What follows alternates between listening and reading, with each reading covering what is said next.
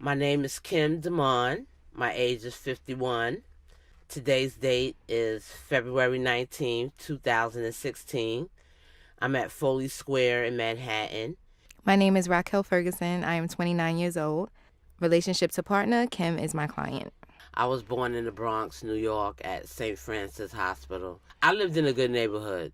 I lived in the upper part of the Bronx near Yonkers and Westchester.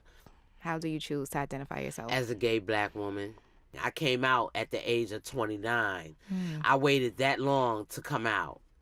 That was a long time to come out, I think, 29. How is that, especially in the world we live in today? It's so much hatred. It's hard. When I was working out in Philadelphia, I couldn't work with the little girls. I was called to the office. I worked with the little girls one night. I'm a social worker, so in the setting that we were working, it was a school setting. And I was working with the little girls one night, and one of the paras that were in the room, she knew that I was gay. I didn't tell her, but I guess the way I dress. And she called the director and told her that she was afraid of me being in a room with the little girls. Can you tell me a little bit about your homeless history? How did you end up in Putnam Court? Well, I was homeless for 7 years. I say 7 years because I lived 5 years with my mother, Michelle.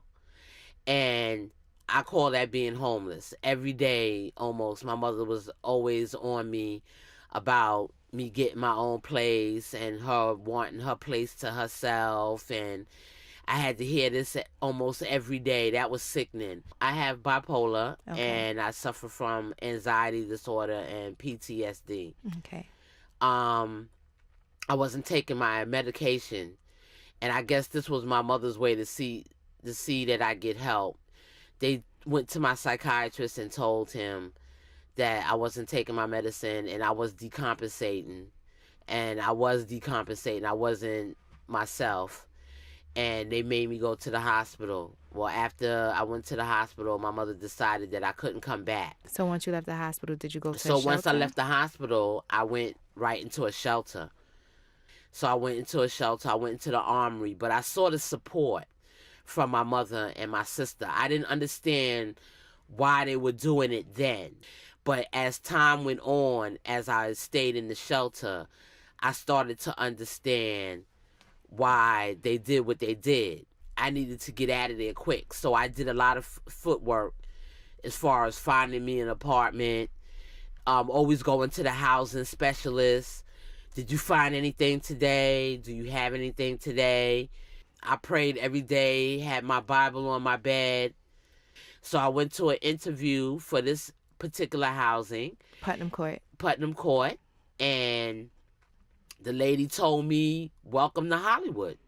In the next room, he gave me a piece of paper to sign and told me, what did she say to you? And I said, she told me, welcome to Hollywood. And he said, you got your apartment. And I said, thank God. When we came to see the apartments, I was in awe because I could not believe how nice these apartments were. And I was getting ready to live in one of these apartments. What was your biggest accomplishment since being at Putnam Court? Going back to school. When you say going back, what did you study before? Well, I'm a social worker. I have my bachelor's in social work. I went to Iona College.